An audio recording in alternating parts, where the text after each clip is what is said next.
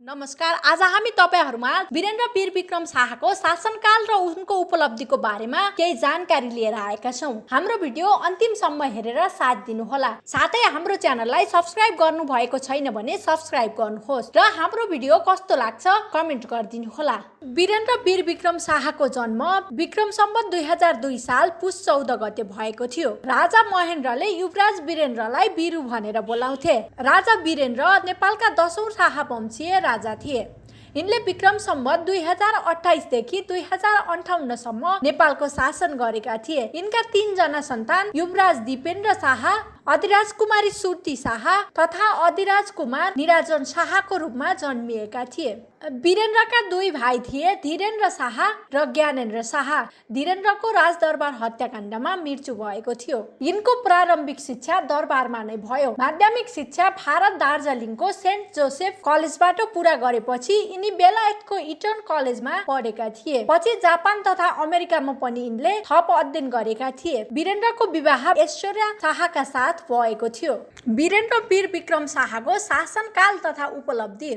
पञ्चायत कालको उत्कर्षको बेला विक्रम सम्वत 2028 मा बाबु राजा महेन्द्रको निधनपछि यिनी राजा बनेका थिए। राज्याभिषेक 2031 मा शान्ति क्षेत्र प्रस्ताव। नेपाल शान्ति क्षेत्रको प्रस्ताव नेपाललाई शान्ति क्षेत्र घोषित गरियोस् भन्ने प्रस्ताव हो। यो प्रस्ताव राजा वीरेन्द्रको राज्याभिषेकका अवसरमा 2031 साल अघि सारिएको थियो। पञ्चायती व्यवस्थाको अन्त्यसम्म आइपुग्दा यो प्रस्तावको विश्वमा 130 राष्ट्रहरूले समर्थन गरेका थिए। अमेरिका लगायतका विश्वका प्रमुख राष्ट्रले मान्यता दिएपछि शान्ति क्षेत्रको प्रस्ताव धेरै महत्त्व पायो। तर बाँकी विश्वले मान्यता दिए पनि छिमेकी देश भारतले आफ्नो नीति अनुकूल नभएको अनुभूत गर्यो र त्यसमा अडिग रह्यो।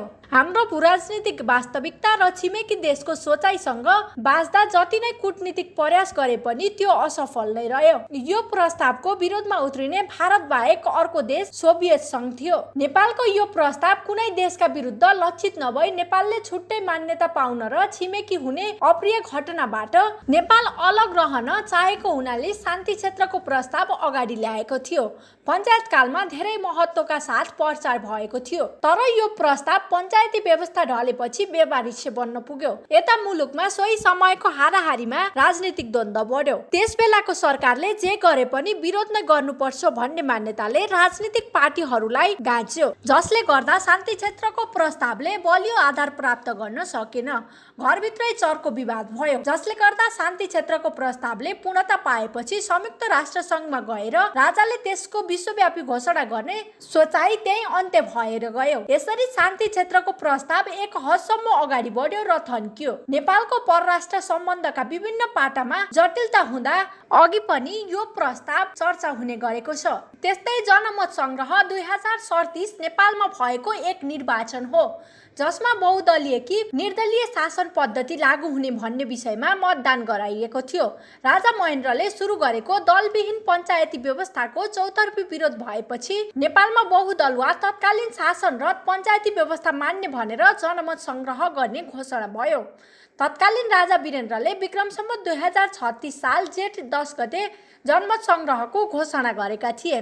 विक्रम सम्वत 2037 वैशाख 20 गते जनमत संग्रहका लागि मतदान भएको थियो। उक्त चुनावको परिणाम जेठ 1 गते सार्वजनिक गरियो। अधिराज्यभर कुल मतदाता संख्या 71,92,451 मध्ये कुल 48,13,486 मत अथवा 66.92% खसेकोमा 3,72,069 मत अथवा 7.73% बदर भएका थिए। 44,41,417 वा 92.27% मत बदर भए। जनमतमा 33 लाख जति महिला सहभागी भए। पहेँलो रङको पञ्चायत पक्षलाई कुल 24,33,452 मत वा 54.79% प्राप्त भयो भने नीलो रङको बहुदलको पक्षमा 20,07,965 मत अथवा 45.21% मत प्राप्त भयो। सुधारसहितको पञ्चायत पक्षलाई 4,25,487 बढी मत प्राप्त भयो। चौथो अञ्चलमा बहुमत र जिल्लाको आधारमा 44 जिल्लामा पञ्चायत पक्ष बहुमतले विजयी भयो। त्यस्तै दक्षिण एसियाली क्षेत्रीय सहयोग संगठन वा छोटो नाम सार्क सन् 1980 मा दक्षिण एसिया क्षेत्रमा विकसित भएको क्षेत्रीय एकताको भावनालाई बङ्गलादेशका राष्ट्रपति जियाउर रहमानले विशेष पहल गरेका थिए। यसअघि नेपालका राजा वीरेन्द्र वीरविक्रम शाहले सन् 1977 कोलम्बो योजना परामर्शदाता सम्मेलनमा नेपालको नदीनालाहरूलाई यस क्षेत्रको मुलुकहरूको हितका लागि प्रयोग गर्न आह्वान गरेका थिए। बङ्गलादेशमा 7 र 8 डिसेम्बर 1985 ढाकामा प्रथम शिखर सम्मेलनको आयोजना गरी औपचारिक रूपमा सार्कको बडापत्रमा हस्ताक्षर गर्न बङ्गलादेश, भुटान, भारत, मालदिभ्स, नेपाल, पाकिस्तान र श्रीलङ्का सहित 7 राष्ट्रले सहमति जनाएका थिए। जस अनुरूप 16 जनवरी 1986 काठमाडौँमा सार्क सचिवालयको स्थापना गरियो। सार्कको कान्छो सदस्यको रूपमा अफगानिस्तानको नयाँ सदस्यता हासिल गरेको थियो। यसबाट सार्क सदस्य राष्ट्रहरूको सङ्ख्या 8 पुगेको थियो। बहुदलीय व्यवस्था अनुसार नेपालको संविधान 2047 को घोषणा गरिएको थियो। त्यस्तै 2 मा आम निर्वाचन 2048, 3 मध्यावधि निर्वाचन 2051, 4 गद्य आरोहण राहत महोत्सव विक्रम सम्वत 2053, 5 आम निर्वाचन 2056, नेपाल अधिराज्यको संविधान 2047 अनुसार। 2046 सालको जनआन्दोलन पश्चात पञ्चायती व्यवस्थाको अन्त्य भयो। त्यसपछि गठित संविधान सुधार सुझाव आयोगले करिब 8 महिना लगाएर यो संविधानको निर्माण गरेको थियो। तत्कालीन राजा वीरेन्द्रबाट यसको घोषणा 2047 23 गते भएको थियो। नेपालको अन्तरिम संविधान 2063 लागू भएपछि यो संविधान खारेज भएको थियो। 2046 चैत 26 मा बहुदलीय प्रजातन्त्रको स्थापना भएपछि तत्कालीन राजा वीरेन्द्रबाट 2047 वैशाख 8 गते संविधान सुधार सुझाव आयोग श्री विश्वनाथ उपाध्यायको अध्यक्षतामा गठन भएकोमा निजले कार्य गर्न अस्वीकार गरेको थियो। 2047 जेठ 16 मा तत्कालीन सर्वोच्च अदालतका न्यायाधीश विश्वनाथ उपाध्याय अध्यक्ष तथा सूर्यनाथ उपाध्याय सचिव रहेको 9 संसदीय संविधान सुझाव आयोग गठन भएको थियो। उक्त आयोगले संविधान मस्यौदा तत्कालीन प्रधानमन्त्री कृष्णप्रसाद भट्टराईको समुपस्थितिमा 2047 भदौ 25 मा राजा समक्ष पेश गरेको थियो। संविधान मस्यौदा ग्रहण गरे लगातै सोही दिन उक्त मस्यौदा राजाबाट प्रधानमन्त्री कृष्णप्रसाद भट्टराईलाई हस्तान्तरण भएको थियो।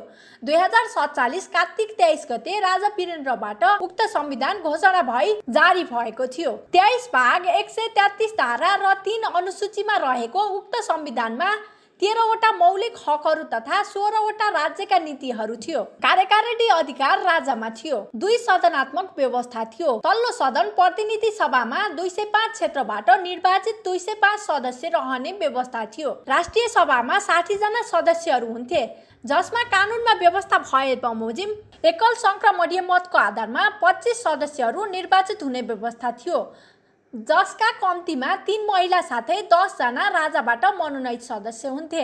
अर्थ सशस्त्र प्रहरी तथा नेपाली सेना सम्बन्धी विधेयक राजाको पूर्व स्वीकृति लिएर मात्र संशोधन हुन्थ्यो।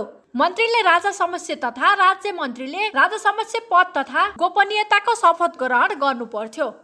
भाग 14 को धारा 101 मा लोकसेवा आयोगको व्यवस्था भएको थियो भने धारा 102 मा काम कर्तव्य र अधिकार तोकिएको थियो। भाग 12 को धारा 97 मा अख्तियार दुरुपयोग अनुसन्धान आयोगको व्यवस्था थियो भने धारा 98 मा काम कर्तव्य र अधिकार तोकिएको थियो। भाग 15 को धारा 103 मा निर्वाचन आयोग सम्बन्धी व्यवस्था थियो भने धारा 104 मा काम कर्तव्य र अधिकार तोकिएको थियो। संवैधानिक परिषदको सिफारिसमा राजाबाट निर्वाचित क्षेत्र निर्धारण आयोग गठन गर्ने व्यवस्था धारा 105 मा थियो। धारा 106 मा निर्वाचन अदालतको व्यवस्थामा गरिएको थियो। भाग 13 को धारा 79 मा महालेखा परीक्षकको व्यवस्था गरिएको थियो भने धारा 100 मा काम कर्तव्य र अधिकारको व्यवस्था थियो। भाग 16 को धारा 109 मा महान्यायाधिवक्ता नियुक्ति तथा भाग 110 मा काम कर्तव्य र अधिकार तोकिएको थियो। प्रत्येक सदनको कम्तीमा 2/3 सदस्य उपस्थित भई उपस्थिति सदस्यको 2/3 सदस्यको बहुमतले संविधान संशोधन हुन सक्ने प्रावधान थियो। प्रत्येक राजनीतिक दलबाट जम्मा उम्मेदवारको कम्तीमा 5% महिला सदस्य हुनु पर्थ्यो। प्रतिनिधि सभाको बैठकमा उपस्थित 2/3 भन्दा बढी सदस्यको बहुमतले 6 महिनासम्म संकटकालीन व्यवस्था लागू गर्न सक्थ्यो। त्यस्तै आम निर्वाचन 2048 नेपालमा जनआन्दोलन 2046 बाट प्रजातन्त्र पुनर्स्थापना भए पश्चात भएको पहिलो निर्वाचन हो। यसले 205 प्रतिनिधि सभा सदस्यहरू निर्वाचित गरेको थियो। नेपाल अधिराज्यको संविधान 2047 अनुसार 2048 वैशाख 29 गते संसदको निर्वाचन भएको थियो, जसमा नेपाली काङ्ग्रेस बहुमतका साथ सत्तामा पुगेको थियो भने उल्लेख्य सिट सहित नेकपा एमाले प्रमुख प्रतिपक्ष बन्न पुगेको थियो। त्यस्तै आम निर्वाचन 2051 नेपालमा 2051 कार्तिक 29 गते प्रतिनिधि सभाको निर्वाचन सम्पन्न भएको थियो।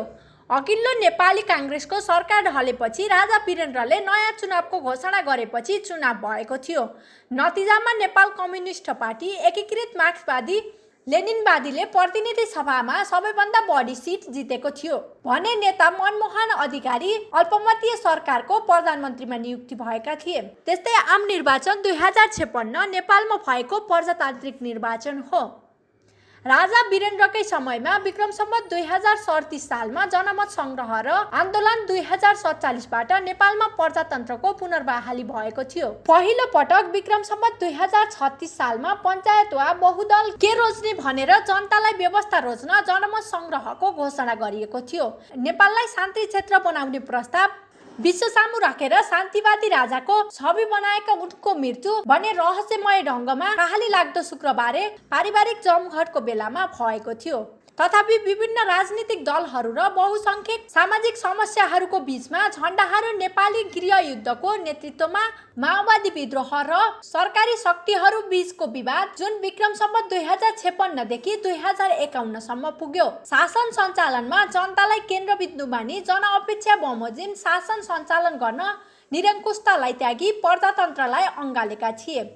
नेपालको राजनीतिक अस्थिरताका कारण आफ्नो विरासत गुमाउन पुगे। विक्रम सम्वत 2058 साल जेठ 19 गतेको शुक्रबार नारायणहिटी दरबारभित्र हत्या गरिएको थियो। आफ्नो पहिलो सटको 2 मिनेटपछि आफ्नो छोरा दिपेन्द्रको हातमा, जसलाई नारायणहिटी दरबार हत्याकाण्डको रूपमा लिइन्छ। धन्यवाद।